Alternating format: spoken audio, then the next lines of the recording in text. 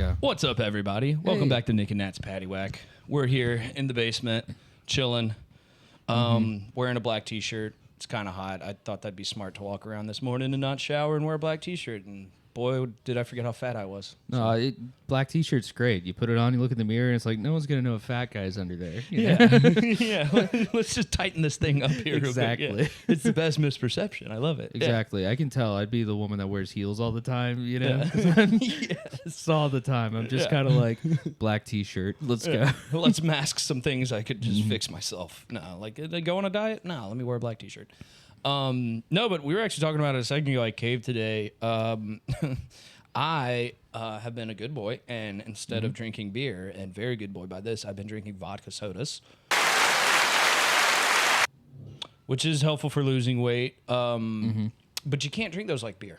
No, you can't. Yeah, you can have like 2, and then you got to be Gucci with it. But beers, you can have like 4, just kind of hang on to them. So I decided it's Sunday. We'll have some beers. But that being said, I had to get a light boy beer, the Little Mick Ultra. Gotcha. No shame there. One time, so I worked at a grocery store in college. I remember this frat came through, and these guys used to buy these just massive packs of Natty all the time. Yeah. Comes through, no Natty. He's just buying a bunch of tonic water. He looks sad, and I'm like, "Hey, what's up, man?"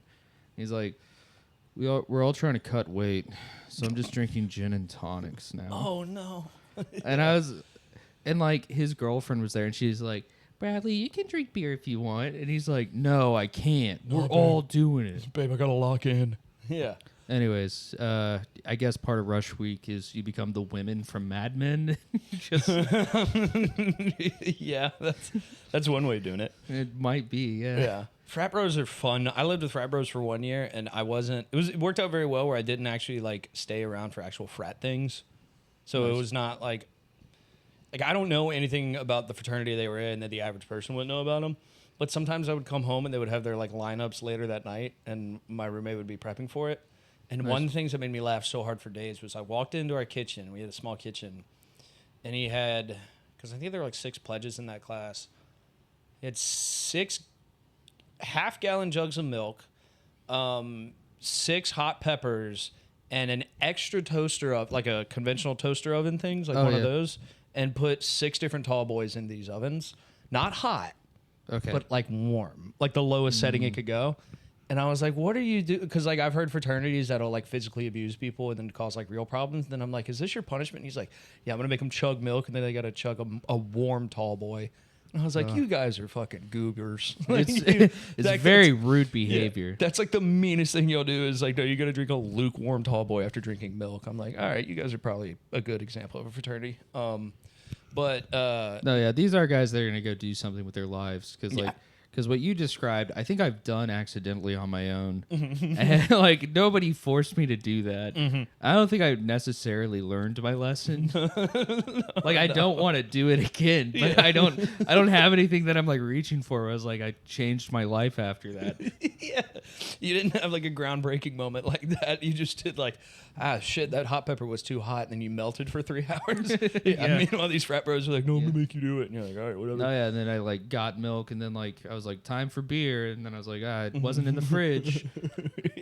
Yeah. Anyways, this is a okay way to live. Yeah, I can survive this way. It was funny to me though, because what we like seeing that, I think I was a sophomore in college, and I was like, oh, that's funny how you do it, because my freshman year was like, I think maybe it was my first semester at college, or the semester before my first semester, but one of the fraternities got kicked off campus for waterboarding a kid. And then they tried to fight it, and I remember being like, guys, the Bush defense. Yeah, exactly. I was like, fucking a mile and a half in the other direction. They're waterboarding. They're doing international war crimes, and you're making kids drink milk and beer. I'm like, all right, that's the real spectrum of frat punishment. So. I know it's just because they wanted to do it, but I like to imagine it was just the most innocuous thing that they chose to punish. You know? Yeah, it was. Yeah. Just some guy rushing in, and they're like, all right, can you name 5 people from our sister sorority? And they're like, ran out, and they waterboard him in front of everyone else. Lean back. Put the head back. They're like, oh my God. And they're like, all right, well, Yeah. this next week you guys are going to be cleaning our garbage, so think about that. you know? Whoa. Yeah. It's kind of, frat culture. It's a fun one. The funnest thing to me, too, I mean, I'm sure sororities have their own thing in terms of drama and stuff, but it was always funny that it was like the same time that I'm watching these dudes wear like shitty suits and half dead to the world walking around campus because they're pledging. Yeah. You get just like a hot girl that's just like, the Tridel, we're having another social this weekend. Like, I can't Yeah. wait for it. And I'm like, man, the introduction for you guys is way, like, I'm sure there's definitely drama and it sucks, not belittling that, but it is funny that a girl's just like, hey, this is my social club. And then this guy is like, I'm dying actively right now, but I'm going to be a Sigma Chi. I wonder which one's worse, because one is like literally killing you, but the other one's going to be extended psychological warfare. That's a very good point. Like, because I'll be honest, sorority girls, it does seem like it seems like like they're ready to turn on each other, but they haven't done it yet. that's a good way of putting it. It seems like the what would the sequel to Mean Girls is Yeah. they're all just a sorority. Probably. Like that just yeah. seems like the vibe. So it's yeah. like the meanest person ever is like a middle school white girl. Like the big climax yeah. is like they've told someone they get to design the shirts, and at the end they're like, "Well, we already printed them because Haley's was better." Yes, And then she does actual war crimes. Like, yeah, exactly. All because she got invited to the Sigma Nu formal. Yeah. It's like that's the one you want to go to. Anyway, sororities, you girls try to. But no, other than frat fun, our Flyers news for the week. go Flyers. That's going to be the Flyers news. We drafted a 6'8" defender. That's just fun to me. That's too much defender. That's a whole lot of man meat. How does that work on skates? Like, It doesn't. do you think he had a growth spurt and just got scared? Like he was like, "This is not going to be easy now." Yeah, Oh, it's like putting my car on a dolly, like moving it. I just can't help but picture he gets hit 4 different times in the abdomen during one game because he's a giant. The coach is like, "Yes," and he's like broken 3 different bones. He's like, it's just too much body size to play defense in hockey. But hopefully it works. He can't skate fast, so he's just jumping across the rink. Yeah, he just does like a. I like to think in another round of the draft we're gonna draft like a 5'3" center, Yes, like right in the middle, and they're gonna be best friends. dude. We already got 2 guys called Bump and Bonk. I wish it was that situation. Bump and bong, and then we just get Master Blaster. Yeah, Except he plays hockey now. yeah. They would have to do one photo shoot of the short guy on the tall guy's shoulders. You can't not do that. That's the peak way to do it. Like, really tall guy, really short guy, stupid as hell. Yeah. One like normal sized guy who's the evil genius, but can't get them to do what he wants. Yeah. Yeah. Basically, I want the Flyers to be like, I don't know, Dr. Robotnik from Sonic the Hedgehog, I guess. I don't know. I was picturing Ed and Eddie a little bit there. Oh, that'd Yeah. be perfect. That'd be good. We get an Ed boy. Yeah. That was one of my. Sorry to cut you. In college, I remember telling my dad this the same day because I called him and I thought it was kind of funny and he laughed so hard. And after time, I realized it was one of the funniest things. I was taking some bullshit elective and we were sitting there and these kids came in from high school and it was like some program that the local high school did. And they had like some resource type person that worked at the college come in and they're like, hey, these are the people from Wando High School. They're doing this high school tour. And there's like 5 of them. And then she said all their names and the last kid's name was Edward. And this random guy, I don't even know who said it, but some kid behind me just went, Ed boy. And I was like, that's pretty funny. And I called my dad and he had to put the phone down. And he's like, who was that guy? You got to find that guy. That was awesome. Yeah, so all my Eds are Ed boys now. That's Shout out awesome. Rolf. Shout out, Rolf.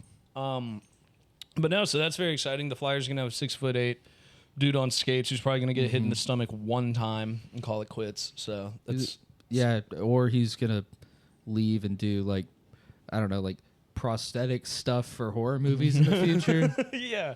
The elite. Oh, that is kind of funny because there has to be like 9 guys in Hollywood that did between like 1975 and 1995 all of those horror movie roles. Exactly. Like the creepy looking giant, the leprechaun guy, you know, the disfigured guy that wore the props for what was his name for the Goonies. You know what I mean? Yeah, no, yeah. Or even just Darth Vader. Like, James Earl Jones wasn't very tall, so they're like, let's just get a tall guy. Yeah. Yeah. Let's just get a giant. Yeah. And it counts as acting. He's completely covered. That's a good point. And he's mostly standing there and looks. Like, Yeah. and the occasional. Yeah. Yeah. And the best part too is the. What if that had the most retakes? He just kept doing stuff with his hands. I like to think the very first time was just like. No fingers. But he can't say anything, so the whole time he's just like, quit that. That or he won't stop talking for them to dub it over. Luke, I have your testicle. And then Luke just, they're like ruining takes. Oh, man, fuck you, Luke. He's meatwad. Yeah. Oh, man. Yeah. Oh, yeah. My favorite thing, too, is the guy that everyone knows this, the R2D2 guy was a little person. Oh, yeah. Yeah. And they were like, just get in there. Like, get on in there, little man. What's crazy about that is that it's reality, and it just feels like something I would come up with and feel bad about saying. You Yeah. know, Well, like it that's feels like- like a lie you tell a younger brother. That's exactly what it is. Yeah. That's like, I think I talked about it last week, the Man vs. Beast episode, where it was how many little people can beat an elephant in a game of tug of war. Yeah. I'm like, that was like a Coke idea. Like, how do you think of that and then make it happen? Yeah. So I know. Shout There's out, no room for good ideas in America anymore. yeah, the freedom of thought is no longer exists amongst Yeah. man here. Creativity's gone. Yeah. Good So we love it. We love it. Other than that, let's see. I went to a wedding recently, which was fun. Yes. The weird thing about it, not weird, but my first Quaker wedding. Quakers, like the oats. You know, One more than me. there you go. Bingo. Yeah, it was interesting. I didn't know anything about Quakers. Yeah. One of my buddies is marrying into a Quaker family. So on the interesting side, they've been around forever, like in America forever. And from what I gathered, like they just don't believe in like a representative of God. So like they don't have like a priest or preacher or minister, anything like that. Right. So They're- instead, it's kind of like the term they use is, I think, a friendship, but it's like a community. Gotcha. So it's like it feels like Amishy in the sense that it's like a tight knit, all things are put through us, but there's no one leader kind of mentality. Like we just have like our old principles, but it's very like friendly. And the thing that was crazy to me, Iggy doesn't like Quakers. There we go. So a lot of things. So one thing was what they do is they have so historically they would just have like a big parcel or a sheet of paper, and then it would write out something like the wedding certificate and whatnot, and then every single person signs it, and wow. that's supposed to represent like the marriage contract. Oh, right, because there's no priest. Yeah. Okay. So what we did is I think technically in today's day and age you still have to go through the legal process and whatever, because I don't. I'm sure they're like, fine, a judge will do it, whatever. Yeah. But like, well, like when I got married to my wife, shout out Emily. All I like in terms of the legality stuff, it was like, I think we had to talk to. I mean, obviously she had to do some stuff for her last name, but I just remember we like had the heads up when we talked to a preacher. We did the wedding ceremony, then we went outside and like right before we took photos, we signed papers. yeah. So that was like the legal thing. Yeah. No. And I don't even really remember if that went through the preacher. I don't know if he gave us the paper. So I No. think for the context of how the Quakers do it, maybe it was the preacher who filled out the paper and gave it to us. I don't know. All I know is Grace chose to keep her name, and everyone in Texas thought like we were trying to get one over on the legal system or She's something. a witch. And you're like, Kinda, no. yeah. Yeah. No, I mean like for real. So it was like, well, y'all have two different names on this marriage certificate, and we're like, that's correct. This Yes, is like sir. me. This is me applying for something later on. Like I remember, and they're like, but how does that work? And I go, so you have to change your name if you want to. She didn't want to, so we just didn't do that part. And they're like, and they're like thinking about it, and I'm like, how is this going to affect if I get utilities with you or not? You're gonna have to help me out here, buddy. Yeah, please work with me on this Yeah. one. I don't know what your problems are. I Yeah. think I can afford gas for the stove. Yeah, and I don't think I have to finagle in a whole different non-family member, family member situation here. Exactly. Yeah. So, but in terms of the Quakers, so I'm sure whatever actual legal thing they do, they have to sign, because I remember when they start off, they have someone of the friendship who I think was the bride's sister. I think, and she gave like kind of an intro speech a little bit and was like, you know, for those of you that don't know, this is how we do things. You know, she wasn't explicitly like, this is who Quakers are. But she was just like, you know, we have like a friendship, and because we don't believe in like a representative, we all kind of have this old school system of doing that. In today's day and age, it's more of a memento than it is of an actual certificate. Right. But that being said, we all still do it. So the way that it goes is they say there's two periods of silence. The first period of silence is like they start filling out the form, the bride and the groom. So it's the bride and the groom at the front of the room, and then family are all behind them, kind of like a jurors setup. You know what I mean?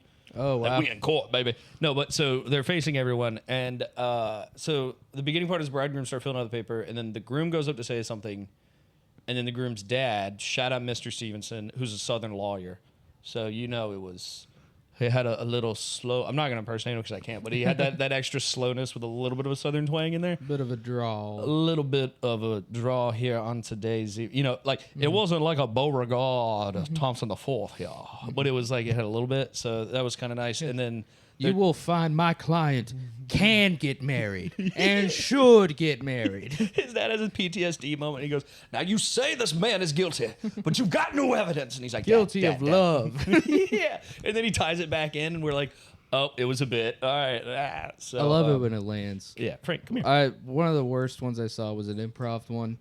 Father of the bride. Weird way to end it. He's Yeah. like he's thinking of a metaphor. He just goes, you know, love is a lot like plants, and I grow tomatoes, and then it ends. That's such a horrible ending. I was like, fuck. Like I was like, It would have kind of worked without the tomato part, but yeah, no, he just needed to even just add another sentence of anything else. Yeah. You know? Yeah. Yeah. Actually, that's funny you bring that up. There weren't any crazy wedding speeches at this one. I'll get back to the Quaker part. But there's a few wedding speeches that are funny to me. First off, he's not going to listen, so I don't care. My father-in-law, he killed at me and my wife's wedding, which was the first one. Heck yeah. Like, it was one of those where it's just like that was his moment when he gave the speech and he nailed it. And like, there wasn't really, there's like no real, like he didn't say anything wrong at her sister's wedding, but he was trying to tell a story and relate it to them, and it wasn't connecting. Bummer. But it went like 6 minutes, and it was only fun because like I was at the cousins table, and they were the only people, because he's like a very well-respected guy in his job. He's retired, former doctor. And so he's very well respected. He's very intelligent, but it was funny that was the one table where they were just like they were looking at each other. Oh, like, I mean, no respect in your hometown. You know what I mean? Like, pretty much. Yes. I was like, shout out Dr. B.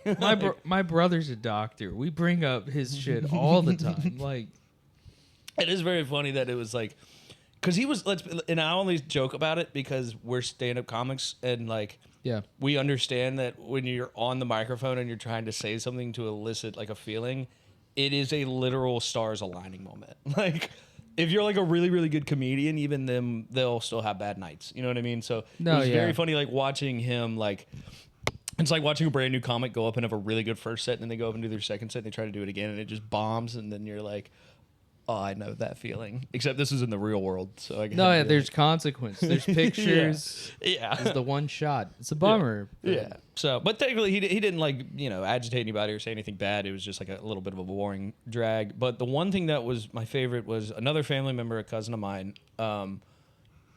She got married and we went to the wedding, and her dad, who's a little bit of a strange in a way, like he kind of dipped out, but he kind of came back a little bit. Very, very characteristic guy, stereotypical Italian.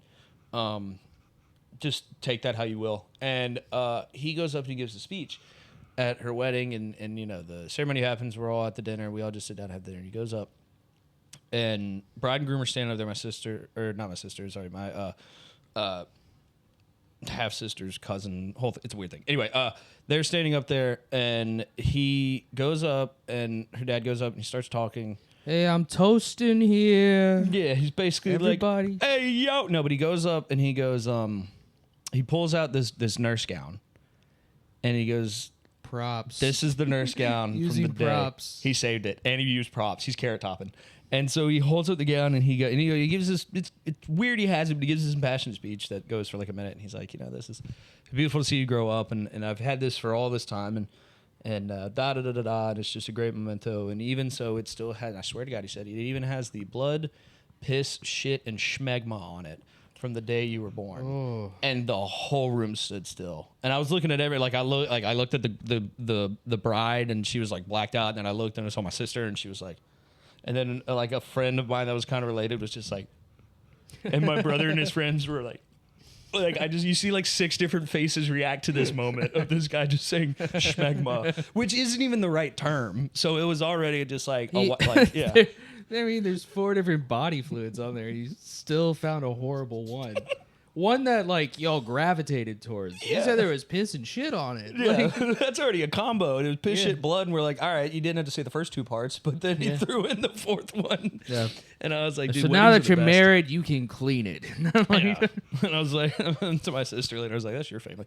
No, it was fun. But so back to the Quaker wedding, they do the first part, and then the first silence is done. The dad of the groom talks, and then the second part is the interesting part. So they call the second silence. Is what they do is they sit there, and it's a complete moment of silence for, I'm assuming the amount of time is dictated by the bride.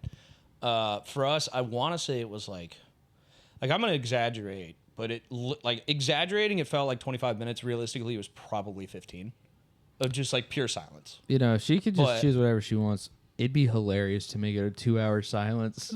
I wanted it to be so bad. But no one will ever forget your fucking wedding. No one will ever. I won't. So what they do is they have the silence, and the whole point of the silence is that during that period of time, they've got a couple microphones set up, and if you want to give a speech of any sort, not a negative, not like a you should get married, but like this is a lot like how Quakers do their sort of prayer circle thing. I didn't know that. Yeah. No, so it's like it's silence, but like if this spirit is speaking through you, so to speak, then like you say it out loud. Well, buddy, the spirit spoke through me that day. I swear it did, because it was like on like a heartfelt note. It was like he's my oldest friend. So we've known each other since we were like 13. And we had a friend that we were really close with too that had passed away, committed suicide when we were in our teenage years. And so I was like, I feel like I have to say something. It's just kind of like it's crazy that we're here, in life. And so I went, and dude, immediately I started crying like a baby. One of those like, and it's like bad. And I get through it, and like I get the words out of my mouth. And I remember at one point I started giggling, and I took my glasses off, and I said it out. I was like, honestly, this is funny to me because I'm a stand-up comedian and I do this fun. And then people were like, like they laughed. So like I got the room back a little bit. But it was sweet, whatever. I don't know. I probably talked for like 30 seconds, said some nice words, and then went and sat back down. And then it was kind of, I felt really shitty afterwards because like so many people came up to me later and were like, that was such a nice speech. And I was like, this is not my night. I was like, please don't do that. But anyway, the thing that was funny was, better than them not coming to you at all. That's a way better point. Yeah. Because that's a sign you did not read the room. Yeah. Like you're going to like the thing and some guy goes, like turns around. But anyway, the thing that made me kind of chuckle about it, one of the ladies that was part of the friendship came up later and was like, do you know why they're called Quakers? I was like, no, I've never really thought about it. And she goes, because of that. They would literally go up there and start quaking when they were speaking in front of people. They couldn't hold back emotions. So you are a Quaker.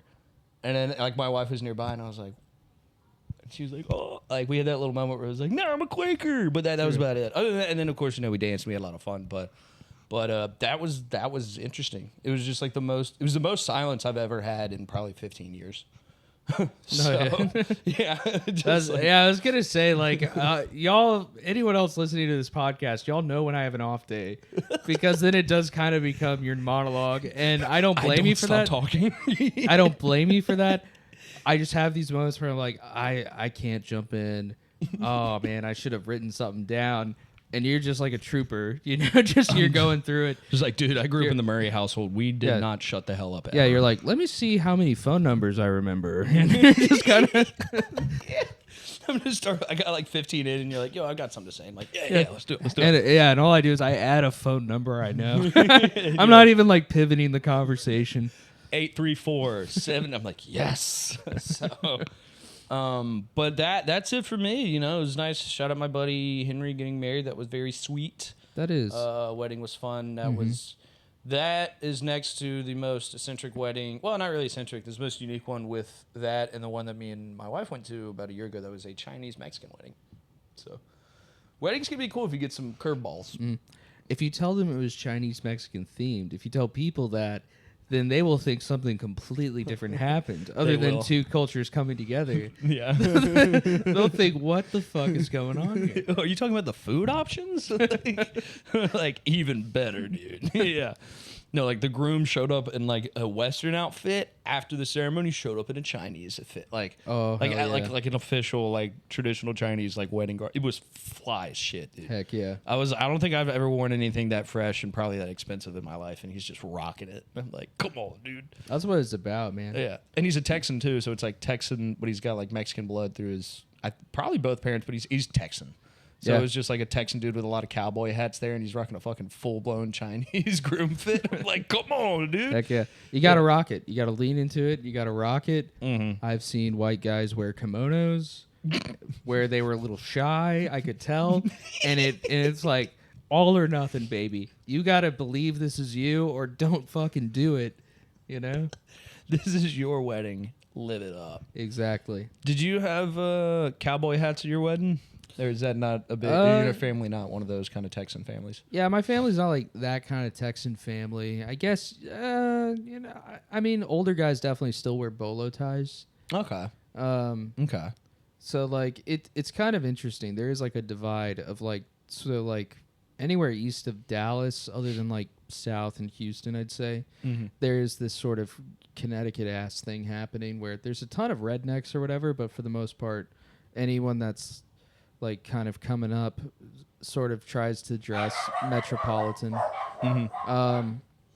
But then you can tell the moment you cross over Arlington, like you're going towards Fort Worth, fully leaning into the bolo tie, cowboy hat, snake boot aesthetic. You think that's oil money? Is that, like, what it is? Probably. I Dallas was the finance capital, and then Fort Worth was specifically the livestock. Like, Oh, okay. so I think it's like, just kind of aftershocks, I guess, of like industry. Of Okay, that like, makes of sense. Dallas people thinking, oh, we're big deal, and then I know.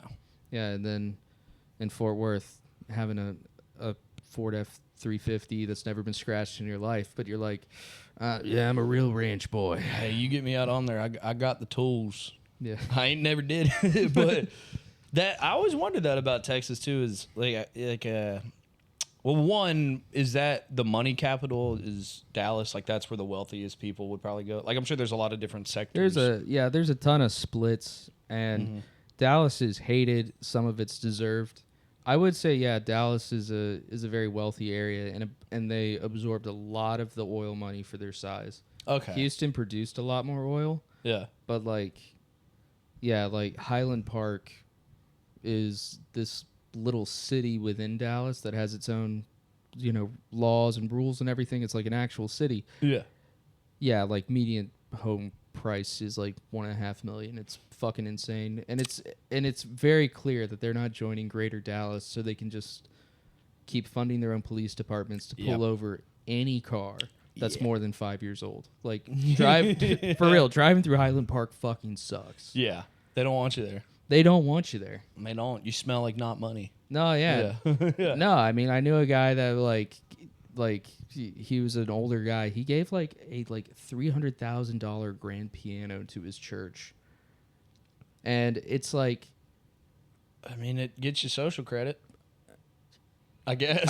I guess, but I'm just like, Maybe Jesus credit. yeah, you know what? Maybe God cares about that more than all the homeless people that were in Deep Ellum. Yeah, maybe God cares more about that than all the people Joel Osteen could have let in his Yeah. house. Yeah, or Yeah, his he property. says, you remember all those homeless people in Deep Ellum? None of them got me a piano. Not one. You made it in, Mark. I didn't even get a key. Yeah, not one, nothing. Not a flute, not a recorder, nothing. Yeah, so. I'm still learning chopsticks on this thing. So.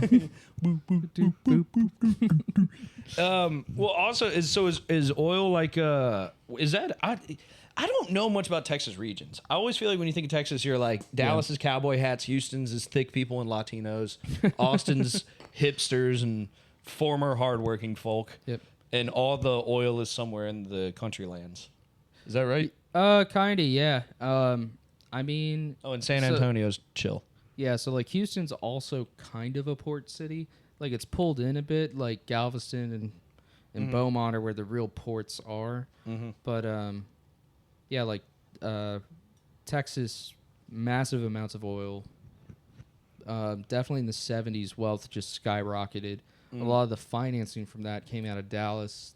That's really where Dallas starts getting on the map. They make the TV show Dallas. yeah. That's where you start seeing the stereotypes of movies Dallas. of just some random rich asshole in a cowboy hat just being like, look at my new money. Yeah. Yeah. No, I mean, like, people from Colorado do not like Texans because there was just a shit ton of them over the years. They'd make money, and then they would just go and they would buy, like, a second home in Colorado to go skiing. It'd be the biggest assholes in the world. Yeah. They just fuck off to Colorado mountains, basically. And just make it their problem. Yeah. But, yeah, since then, like, I don't know. Like, it's kind of diversified in what it does. It's becoming more California economically. Yeah. Like I'm interested to there's see how tech, there is oil still, but there's like a lot of like medical advancement areas. That sounds fucking stupid. There's a lot of hospital networks.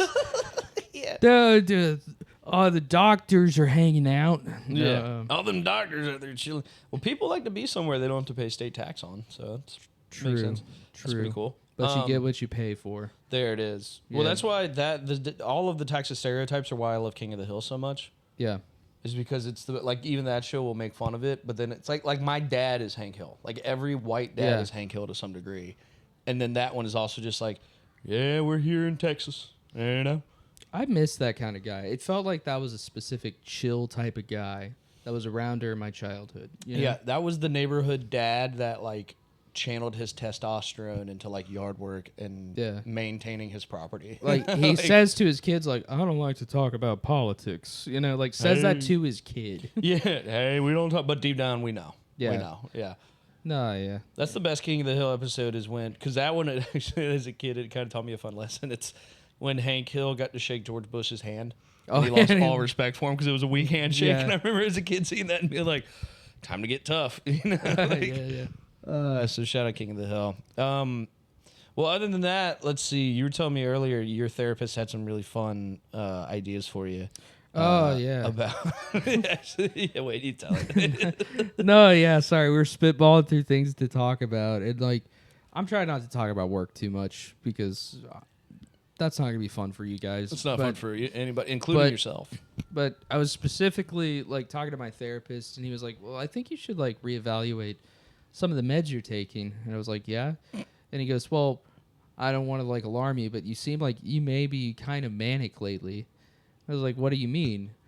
And he goes, "Well, you got a very drastic haircut suddenly." He said that wasn't really planned. And I was like, "Yeah." He's like, "You bought a car that you weren't sure you were going to buy." And I was like, "Well, I test drove it." And he was like, "Well, you only test drove that one." And then he said, "I'm dressing more eccentrically because I'm now wearing white Nike Jordans. I am so boring now that my mania is just the behavior of a healthy 30-year-old man. Like, I'm just acting my age finally." Your therapist is just like, yo, I don't like the sudden change, man. I liked it when you were schlubby and not self-aware of things. I mean, he's not Yeah. he's not fucking wrong though. Like one time the most zooted I got on like edibles. I woke up and money was missing from my account and I was freaking the fuck out. I paid my rent early in a nearly blackout haze. Yeah, your blackout haze is a good guy, but it's still concerning to a therapist. No, Yeah. I mean, yeah, like Yeah, I like to think your therapist is doing all these good things, and he's like, can't be getting your wife flowers, you know, like that's a bit ridiculous. Maybe she doesn't deserve a back rub. I'm just saying, you know. Like, yeah, my therapist hates my wife.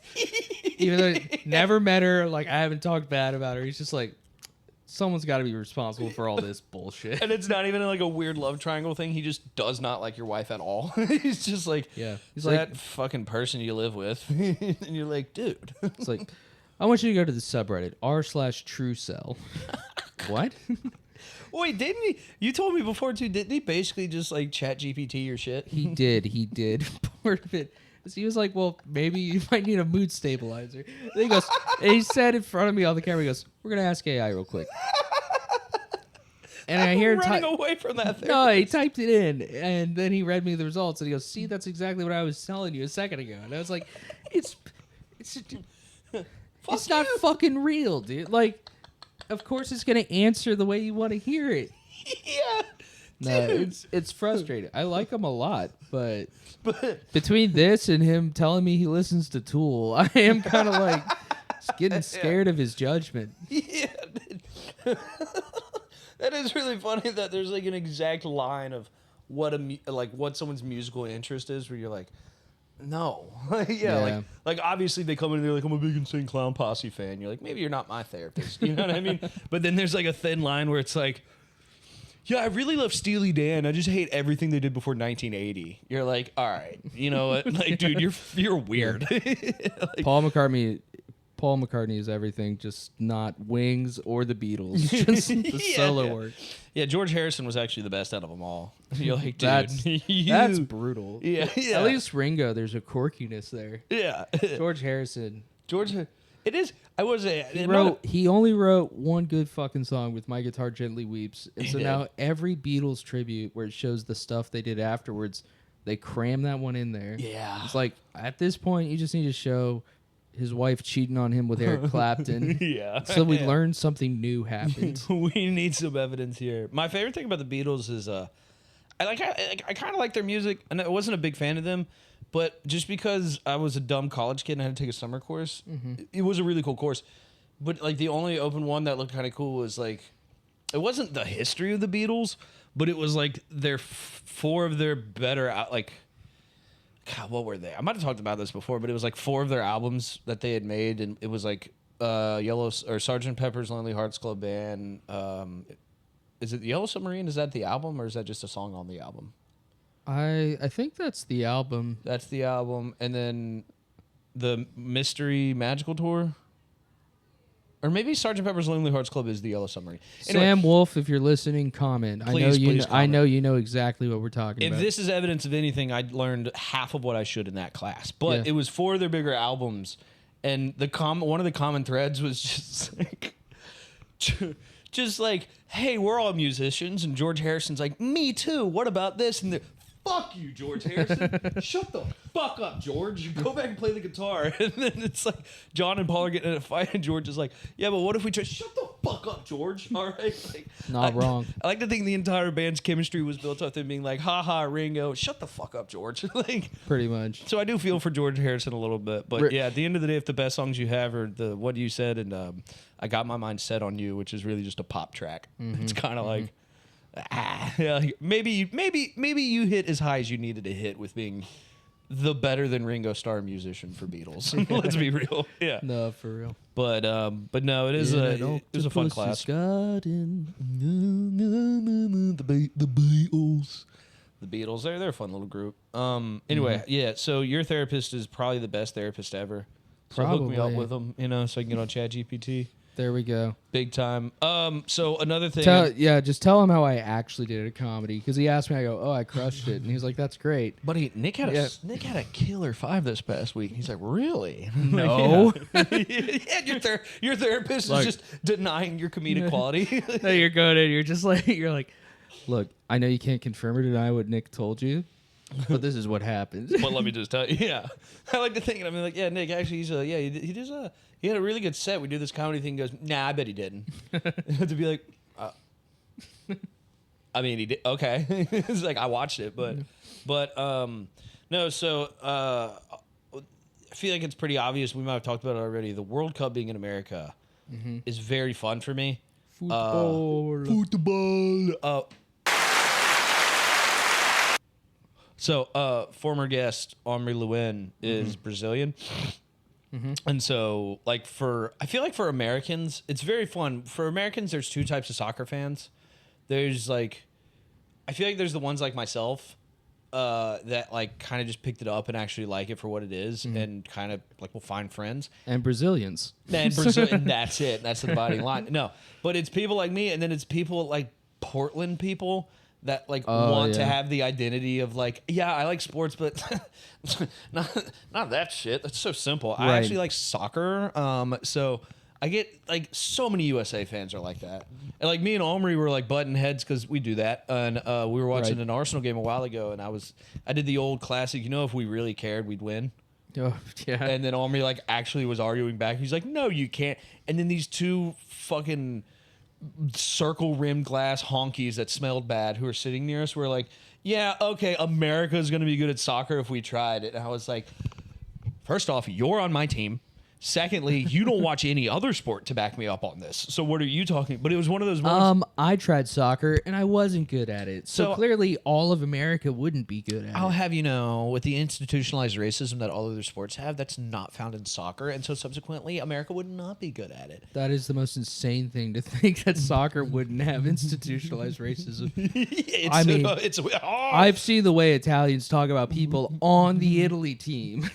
I'm a fan of an Italian soccer club. At least once a year, someone in Italy will do a horrendously racist thing. Yeah. And they go... Sometimes supportively. Yes. They're like, I'm my favorite soccer player, and they just put on blackface, and you're like, you can't be doing that, buddy. Italy, you can't, no. So, but anyway, so one of my favorite things is to watch the World Cup, because as Americans, we say that we can win it, and we get really excited, but then when we lose, we're like, we did pretty good. For Omri... and all other Brazilian people I've watched with, like that's like being in America. That's like playing baseball against all other countries as America and losing. What the fuck are you doing? So it's like it is fun to watch that level of intensity, but subsequently it's just I mean it's nice to be able to go everywhere and watch soccer with a bunch of different cultures. Like we had I might have mentioned this on the last episode, but I probably counted like 800 Ecuadorian people for the first FIFA World Cup game in Philly. Because I had to drive around that day to go do some errands, and they were just everywhere in their yellow shirts. Yeah. And it's just really funny that it's like, I love them. It's just really funny that there's like a traveling carnival of fans where they're like, yeah, we're going to go to Antarctica. And they're like, word. And they're just going to walk around Antarctica and be like, ooh, yeah.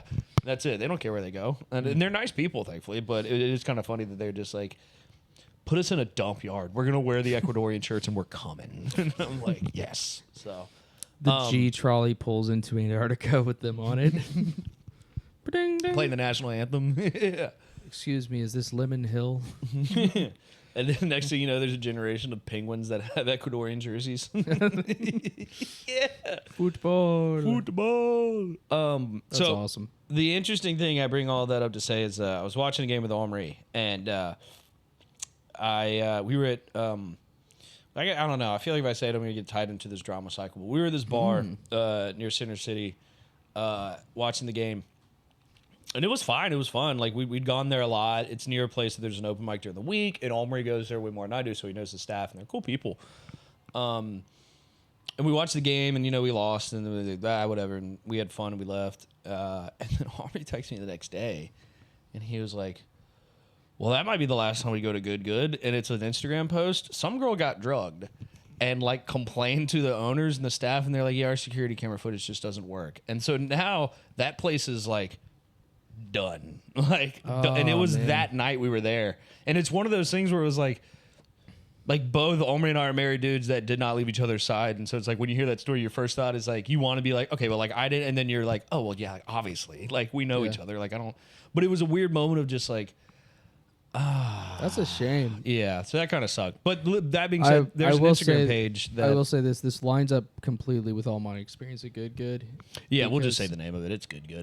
Yeah, because like I never got food there because I'm not even joking. Every time I'm there, a mouse will come out onto the floor at some point. Mm-hmm.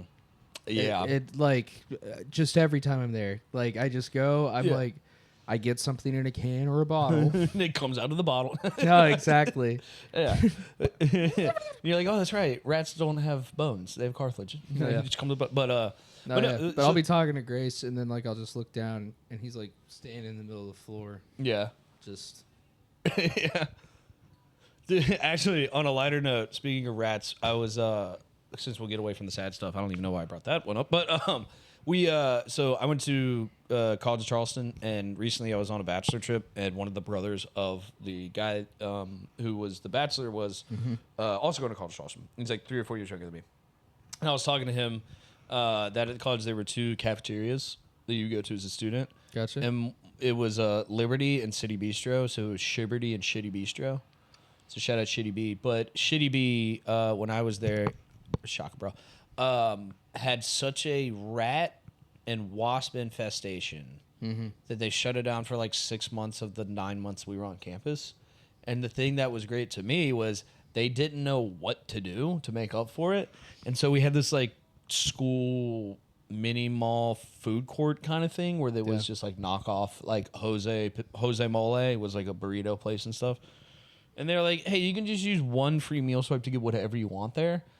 For like a month, I was getting like 3 burritos and I would take like 4 meals out of that. And then one day they're just like, all right, so we've monetarily figured out how much each swipe is worth. It was like $7. And I was like, damn it. But the thing that made me laugh was I told my buddy's brother that. He was like, dude, they shut it down when I was there too. I was like, they haven't figured out how to not have rats infest a fucking cafeteria?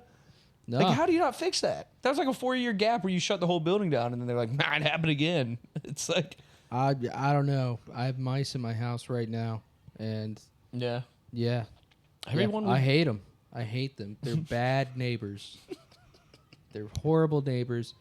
And I've escalated things. I'm using real kill traps. Originally, Grace just wanted to do catch and release. She's like, I can't hurt a mouse. After about the 5th time, I dropped one off in fucking Fairmount Park. Because you can't just drop them off in the city. Yeah. And you look it up. They're not going to live out in Fairmount Park. You're basically condemning them to die. Yeah. It's one of those things where it's like we draw a line as humans on what matters as animals. Yeah. And it's between horse and cow. It's literally because mice are mammals. Like... And also all those cute movies about him, like Fievel Goes West and all that. I mean, like Stuart Little can get his ass whooped, but I wouldn't kill him. You know what I mean? Yeah. There needs to just be more movies where the mouse is clearly the villain. Yeah. And deserves to die. You know? Yeah. Basically, expand on Tom and Jerry. Make me less sympathetic to Jerry. Yes. What if Jerry gets hooked on like, I don't know, Kratom? And then just starts being really dark. That's possible. Yeah. And then Tom has to be like, yo, dude, like, chill. Like, it wasn't that bad. And then Jerry bites the owner. And then they're like, all right. Why are we housing a rat for 58 years? So, oh, God bless rats. No, he bites the owner, but like he puts on like a little bib and stuff before. No, we'll get it taken care of. Well, it's like that. It is funny you say that. I was watching Workaholics the other day, and there's one episode where they get their house infested with rats, and I'm sure they use props, but they just start picking up and slamming rats on shit, and they kill like 70.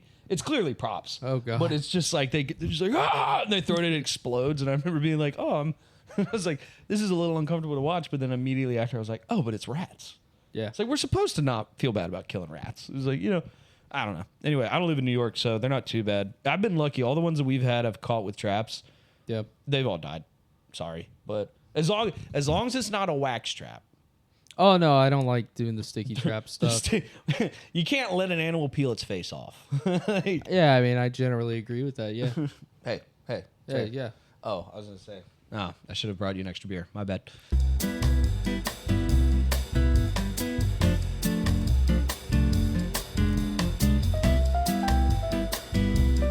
We're back. We got beer. Mm-hmm. Anyway, what you feeling, Nick? Off camera, just a little earlier we were talking about Egypt and Iran played the FIFA Cup on Pride Night in Seattle. Sponsored by Chick-fil-A. Sponsored by Chick-fil-A. That's one of those things where, like, sometimes in life, I feel like you see something happen, and you go, the fact that this happened and got through the bodies of the people it needed to get, like the groups of people, this is a bit. It does feel like a bit. This is clearly a bit. It's the funniest bit. It's the best bit ever, but it's clear. Like, don't get me wrong. Like, have Pride Nights, that's fine, but how long has it been? This isn't a tournament moment. This is a group stage, which means this has been playing. They knew Yeah. this game was happening for a long time. Oh, yes. And it still happened. And they're like, buddy, you're playing here in June? Whoa. It's Pride. It's Pride Month, baby. Who knew Iran and Egypt got to experience, or Iran, I'm always get that mixed up, get to experience the Northwest bullshit all at once. It's just like I get it. Again, I'm here for Pride, but someone should have put their heads to, like, someone should have been like, listen, it's funny to do it, but come on, like They were given maybe an we option. move the Egypt-Iran game the next day. I don't know, but They're given an option. It can either be Pride Night or bicycle night, unicycle night. yeah, Just Pacific Northwest stuff. I know it is. Northwesterners are just like three dudes sitting in a room. It can be gay or it can be LARPing. What do you want to do? Make it gay. Make it gay. I'm just thinking of the three most Northwestern people, all white dudes with nose rings and like beanies in the hot summer and stuff. Circle rim glasses are sitting there. And they go, Red Panda or Pride Night. And then they all look at each other and they're like, fuck those countries. Pride Night. We're going to do Pride Night. And then they do it. And then you just what? I mean, like, I don't know. Like, obviously gay people have their rights and should live. And I appreciate it. But as someone who's a comedian, you're poking the bear. You know what I mean? Like, so it is funny that they got through with it, but I'm just glad no one died. Same. Yeah, like The whole ordeal is just fun too. Like Grace and I were watching Mexico versus South Korea, and we were watching on Telemundo because that's free to stream. Telemundo. Yeah, so I don't speak Spanish. All I know is they said the word taekwondo quite a bit. And I was like, some microaggressions are happening from the announcers. We're just bringing up taekwondo every time these guys are on the screen. They start doing like a horrible Asian impersonation, but in Spanish. And Yeah, so they're like, I'm like, it's kind of close. you're like, wait a minute. And then one of them just starts laughing really hard. Yeah. And you're like, you piece of shit. Yeah. That would be really funny. That would be. That is I don't know if we talked about it on the last pod, but it is so funny. Just I don't know. I just feel like we live in the times where America sucks, or at least it's fun to say that. It is very fun to watch like Scottish people take over Boston. Yeah. You know what I mean? Yeah. Like I don't know how true it is, but I saw something online that said that there was the majority of bars surrounding these stadiums sold out of beer. It's Quickly. It's historically accurate, man. Northern Ireland was the Scots moving in. That's a problem. So Boston just wasn't inoculated too many Irish. No, they Oh, weren't. no. My favorite part is I like to think they just were like, oh, they're not like Irish people. Like they're not going to be the stereotype of just like they get drunk all the time and sing and yell on the street. No, they're going to do that too. Yeah. Like, Imagine they sing less, but they're meaner. yeah, exactly. That's They got Scottish short tempers. people. Yeah. Yeah. My favorite clip of it all was there's like a street performer, and it was an acoustic guitar, and it was just like any street performer you'd see in a big city. Yeah. And there's a crowd of like 20 of them that are just like, ah, ah, ah, ah, ah, ah, and they're singing along to the music and everything, and they're like chanting back and forth, and it's like the best day ever for the street performer. That's awesome. Yeah. So that's really cool. The couple that like came down here, I ran into some at Brownies. One of them, genius guy. Every person that walks in the bar is like, "Hey, what's your last name, man? Hey, and they'd say it. He goes, "That sounds pretty Scottish to me. You gonna buy us all a drink?" And Come on, then. yeah, exactly. Like, my favorite thing would be we've got a comic friend, shout out John Bryce. He's Irish, but I always bust his balls because it's like his family was like I'm not saying they are, but it's like he's one of the kind of people that like kind of agrees with the IRA in a sense, where it's kind of just like they did come on our land. And so it's like, but that like his bloodline is one of those, not an IRA bloodline, but it's one of those bloodlines where it's not like the happy-go-lucky drunk Irish people. right. It's we'll beat your ass. Like, we'll fuck. So it's very funny. I would love to throw him or some Irish person like that into like a group of Scottish guys. You know, thank God. Yeah, And they're all just like, he has to eat it. with a background like that. All the potential to be a white rapper. I'm so glad John Bryce did not do that. No, shout out John Bryce. He filled in for a spot at a post-up show and murdered. So No, God he bless did. you. Yeah, But no, that was an awesome lineup. that was a fun time. Yeah. That one worked out well. Shout out Post Up. We had a good one. Shout out a handful of the comics. Shout out everyone on there. What was it? It was Monica Tully, Joe G, Luke Kincaid, and John Bryce. Luke's been on the show before. Shout out to Sick Ghouls. But we gotta have a bunch of those other people on. Tully was really fun. Anyway, yeah, we're being meta about comedy, so forget that. But anyway, check all of them out. But what were we talking about a second ago? So like I think I talked about it the other week. Like there was a guy from Australia or New Zealand that like ate boiled peanuts in, was it Alabama? Oh yeah, or something like that. And you're like, this never should happen. like this is like it's happening in a good way. But he's it's funding his trip home with all the Americans viewing it, going hell yeah, yeah. Our weird regional food is awesome. Yeah, and it's funny because it's like I don't know. I don't know. Me and you might be like they were there for us, but I think the heart of boiled peanut country was between us. Definitely, like You know what I mean? it's got to be like Louisiana, Alabama, right? Yeah, maybe yeah. Mississippi, I guess. But it's one of those where it's like when you, I don't know, every culture has this, I'm sure. Like there's the foods you think of, and then there's the ones that everyone knows about that we don't really process telling other people about. You know what I mean? Yeah, no, exactly. Like how you tell someone like they go boiled peanuts or anything. I go, yeah, they're always in the gas station, but Yeah. I've never seen a human being buy them. Yeah. Like I've had them when they're not at the gas station and they're good. And people that eat them at a gas station, that is, but it's like it's not one of those foods where you'd be like, when people are like, what do you eat in the South? Like my first things are like, I don't like barbecue, soul food, Right. You know, if you're by the water, fish, a lot of fried stuff, you know, different things like greens, but I would never be like boiled peanuts, you know. So it's very, I think that's one really cool part of the World Cup is like these weird niche moments of like some fucking New Zealand off of the island Samoan blood dude that could run through 7 brick walls is like boiled peanuts, yeah. Or I've never had this before. Yeah, oh my God, this is amazing. And it's just like a deep South black woman running to gas stations like, you get these for free, honey? And he's like, you're the best person ever. Like, my God. Like, so shout out to the World Cup for that. It's nice to get some I'm in the positivity. greatest city in the world, Shreveport, Louisiana. Yeah. I'm in Duluth, Alabama. What an amazing place, yeah. Yeah.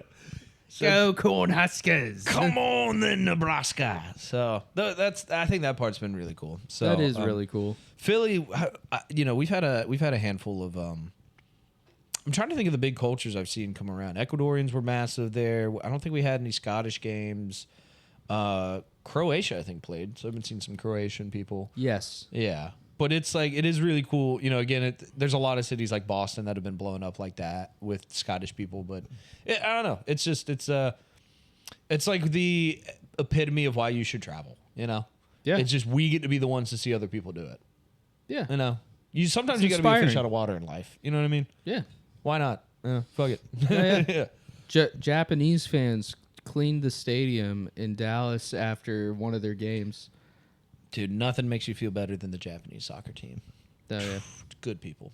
So, anyway. Yeah, like I think a certain player, I'll have to look this up for next round. I think he scored 2 goals by accident. The two times he scored, it's been like he's standing in the right place at the right time, and someone kicks it and it bounces off of him, and he's not fully paying attention. Yeah. So he's like a human pylon, just like helping everyone else out. Yeah. And he feels good about it. God, yeah. Shout out honor. those are his goals technically. Yeah, shout out honor and pride. Heck yeah. It's a good thing. Well, hell yeah, we've rolled into it. What do we feel like hitting some shout outs? Let's hit some shout outs. Yeah, definitely. Some shout outs. All right. Shout out Green Street Dog Park. We're coming for you. I've got this, you know, just some of the freshest boys in town with Franklin and Iggy, and they're ready to show out. So get ready. Nice. Shout out r/Honda Civic. I love being on that subreddit just to see people with my car going, what should I do to this car? And everyone says, you bought a shit car. And it's a subreddit dedicated to that car. It's full of the angriest people I've ever seen, but it's kind of fun. It's a good time. It is a good time. It's a good time. Shout out Fran at Brownies. You're one of the best. I wish everyone could be like you, but then it wouldn't be as fun. So Shout out IKEA. You're doing soft serve now. I bought a cabinet from you this weekend and got some soft serve, and you convinced myself to buy a cabinet I probably didn't need. So thank you for giving me the courage. That's a pleasure. Mm-hmm. That's an absolute pleasure. Mm-hmm. Shout out Greensboro, North Carolina. It was a fun time.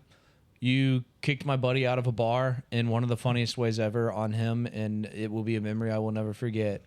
So thank you for that. If he's listening, he's going to be very mad I said that, but whatever, it was funny. Shout out to the guy that taught me bass guitar, Damien. I was like in 8th grade. My parents paid you like $50 each time.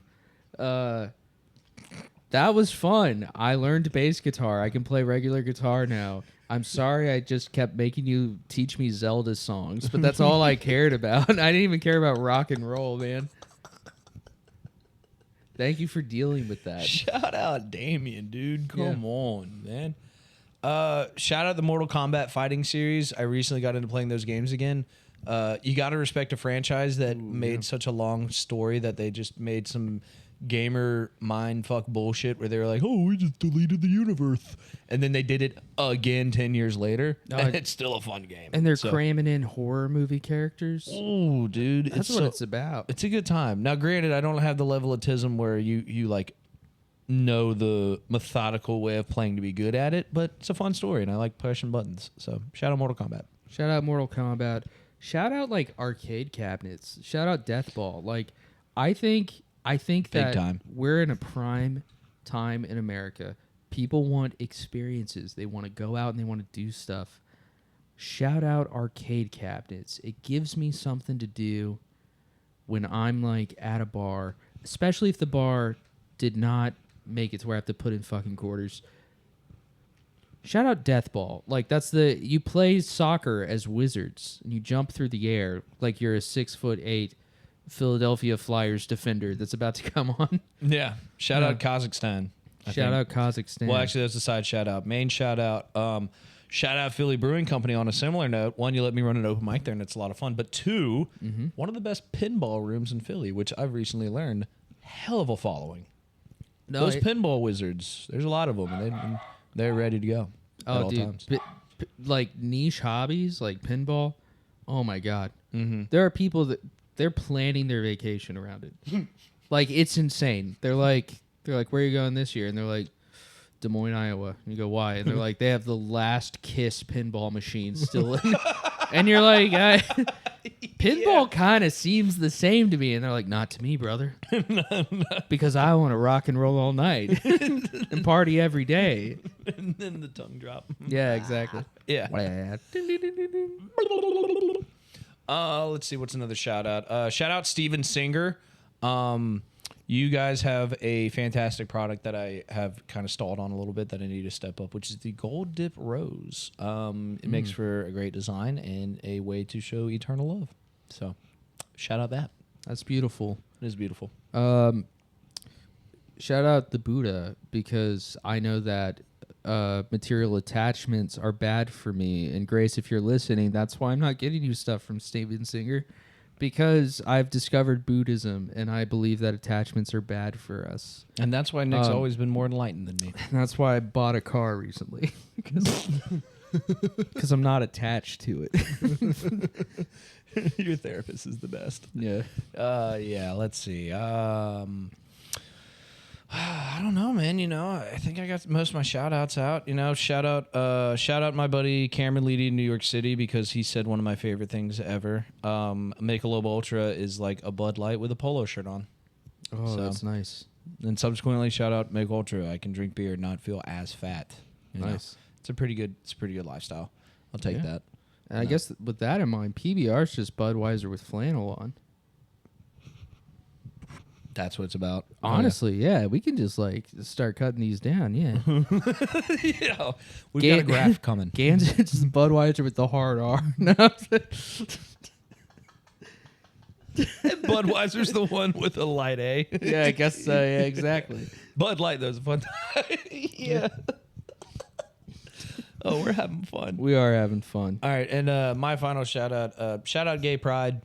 We're big fans of the gays here, the gay community here at the Patty Whack. Someone has to love the male butthole, and you guys have figured out the science and the art of it, and I respect you eternally for it. So here's to your month.